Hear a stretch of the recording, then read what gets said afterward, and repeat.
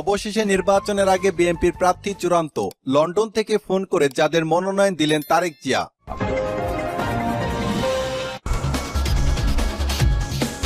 এরপর জানিয়ে দিব সেনাবাহিনীর গোপন সূত্রে জানা গেছে ঢাকা মোহাম্মদপুরে যত চাঁদাবাজি টেন্ডারবাজি টাকা হয় সব টাকা বাংলাদেশ খেলাফত মজলিসের আমির মাওলানা মামুনুল হকের ঢাকার মোহাম্মদপুরের বাসায় রাখা হয়। মাওলানা মামুনুল হকের ঢাকার মোহাম্মদপুরের বাসা থেকে প্রায় 785 কোটি চাঁদা এবং জুলুমের টাকা উদ্ধার করল সেনাবাহিনী।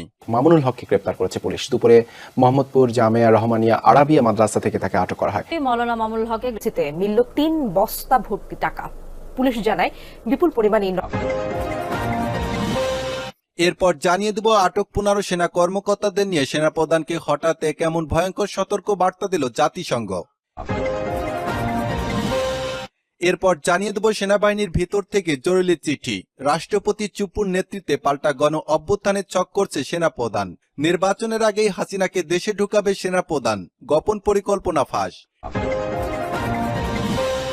এবং সর্বশেষ জানিয়ে দিব বাংলাদেশ খেলাফত মজলিসের আমির মাওলানা মামুনুল হকের রাজধানীর মোহাম্মদপুরের জামিয়া রহমানিয়া মাদ্রাসা থেকে তাকে গ্রেপ্তার করেছে সেনাবাহিনীর সদস্যরা।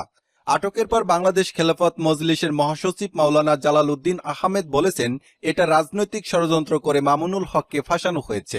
মাওলানা মামুনুল হককে গ্রেফতার করা হয়েছে। মামুনুল হক টাকা জব্দ করেছে দুর্নীতি দমন কমিশন। এতক্ষণ শুনছিলেন সংবাদ শিরোনাম, এখন থাকছে বিস্তারিত। বাংলাদেশ খেলাফত মজলিসের আমির মাওলানা মামুনুল হককে দুর্নীতির মামলায় গ্রেপ্তার করা হয়েছে। খেলাফত মজলিসের আমির মাওলানা মামুনুল হকের ঢাকার মোহাম্মদপুরের বাসায় চাঁদাবাজি এবং টেন্ডারবাজির টাকা পাওয়া গেছে 785 কোটি টাকা। খেলাফত মজলিসের মহাসচিব মাওলানা জালাল উদ্দিন আহমেদ এক বিবৃতিতে বলেন, ঢাকার মোহাম্মদপুরের বাসা থেকে খেলাফত মজলিসের আমির মাওলানা মামুনুল হককে তুলে নিয়ে গেছে পুলিশ। বিকাল থেকে মামুনুল হকের বাসভবন ঘিরে রেখেছিল আইন শৃঙ্খলা বাহিনী। এর আগে ঢাকার মোহাম্মদপুরের বাসার সামনে মামুনুল হককে ছেড়ে দেওয়ার দাবিতে মহাসমাবেশের আয়োজন করে বাংলাদেশ খেলাফত মজলিসের নেতাকর্মীরা। সমাবেশকে কেন্দ্র করে দীর্ঘ সময় আইন শৃঙ্খলা বাহিনীর সঙ্গে সংঘর্ষের ঘটনা ঘটে বাংলাদেশ খেলাফত মজলিসের নেতাকর্মীদের। এ সময় 4 জন পুলিশ সদস্য গুরুতর আহত হন এবং খেলাফত মজলিসের 16 জনকে গ্রেপ্তার করে পুলিশ সদস্যরা।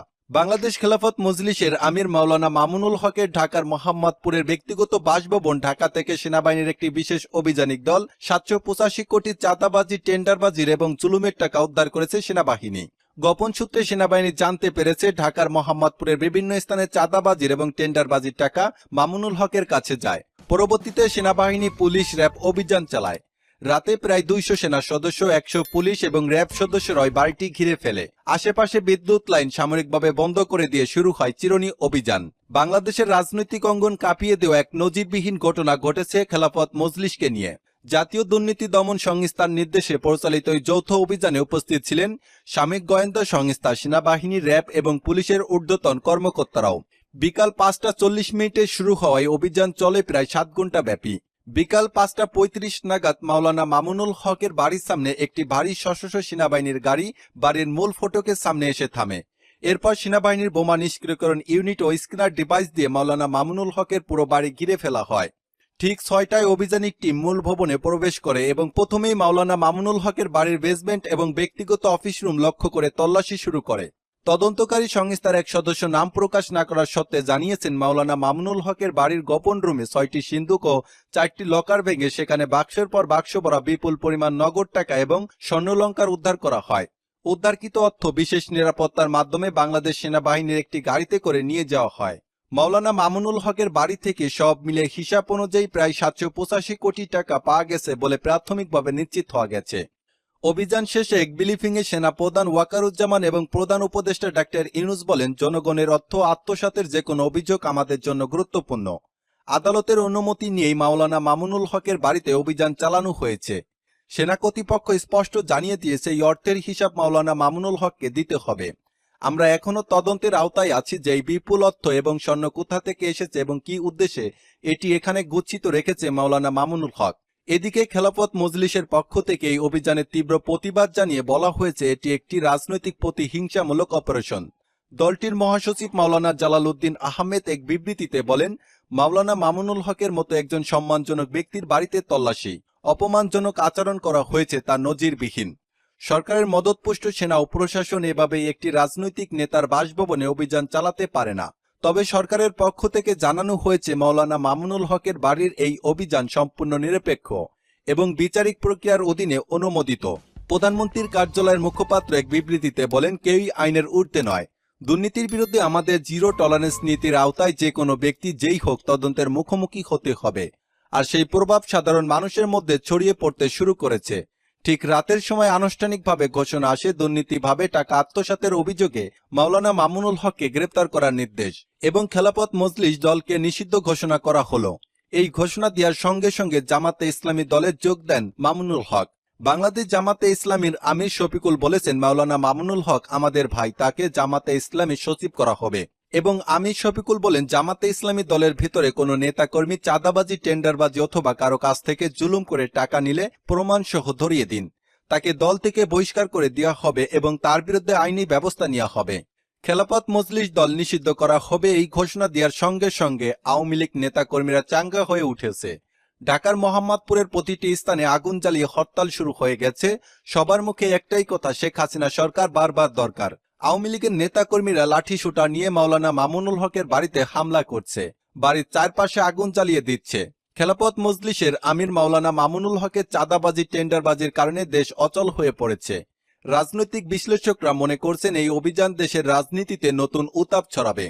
নির্বাচনকালীন তত্ত্বাবধায়ক সরকার ইস্যুতে খেলাফত মজলিসে এবং ক্ষমতাসীনদের টানাপোড়েনের মধ্যে অভিযান নতুন করে উত্তেজনা সৃষ্টি করল। একই সঙ্গে এই অভিযানকে ঘিরে খেলাফত মজলিসের কর্মীদের মধ্যে চরম ক্ষোভ এবং হতাশা বিরাজ করেছে। অন্যদিকে সাধারণ জনগণের মধ্যে মিশ্র প্রতিক্রিয়া দেখা গেছে। কেউ কেউ এই অভিযানকে জনগণের টাকায় লুটের বিরুদ্ধে দৃষ্টান্তমূলক পদক্ষেপ হিসেবে দেখছেন, আবার কেউ একে রাজনীতিক খেলা বলেও সন্দেহ প্রকাশ করছেন। সাংবাদিক ইলিয়াস হোসেন বললেন, এমন সময় এমন একটি অভিযান দেশের রাজনৈতিক অঙ্গনে বহুমাত্রিক প্রতিক্রিয়া তৈরি করবে। এখানে যদি যথাযথ তদন্ত ও বিচার না হয় মাওলানা মামুনুল হকে, তাহলে জনগণের আস্থা আরো দুর্বল হবে। উল্লেখ, গত 2 দশকে খেলাফত মজলিসের আমির মাওলানা মামুনুল হকের বিরুদ্ধে দুর্নীতি, টেন্ডারবাজি ও বিদেশি অর্থ পাচারের অভিযোগ একাধিকবার উৎপাদিত হলেও আজকের মতো স্পষ্ট প্রমাণসহ এমন কোনো উদ্ধার কাজ এর আগে সামনে আসেনি। বর্তমানে উদ্ধারকৃত নগদ টাকা ও স্বর্ণলঙ্কার সামরিক হেফাজতে রাখা হয়েছে এবং উচ্চ পর্যায়ের তদন্ত কমিটি গঠন করা হয়েছে। আগামী 72 ঘন্টার মধ্যে বিস্তারিত প্রতিবেদন জাতীয় দুর্নীতি দমন কমিশনের কাছে জমা দেওয়ার কথা রয়েছে। সেনাপ্রধান ওয়াকারুজ্জামান কয়েকদিন আগে বলেছিলেন, দুর্নীতি দমনে কারো প্রতি রিহাই দেওয়া হবে না। বাংলাদেশ খেলাফত মজলিসের আমির মাওলানা মামুনুল হকের বাড়িতে অভিযান চালিয়ে টাকা উদ্ধার করে তিনি সেই প্রতিশ্রুতির বাস্তব প্রমাণ দিলেন। এত বিপুল অঙ্কের নগদ তথ্য মাওলানা মামুনুল হকের বাড়িতে পাওয়া মানে গোটা খেলাফত মজলিসের নেতাকর্মীদের অর্থনৈতিক দুর্নীতির চিত্র এখন প্রকাশে। শত শত কৌতূহলী মানুষ ভিড় জমায় খেলাফত মজলিসের আমির মাওলানা মামুনুল হকের বাড়ির সামনে।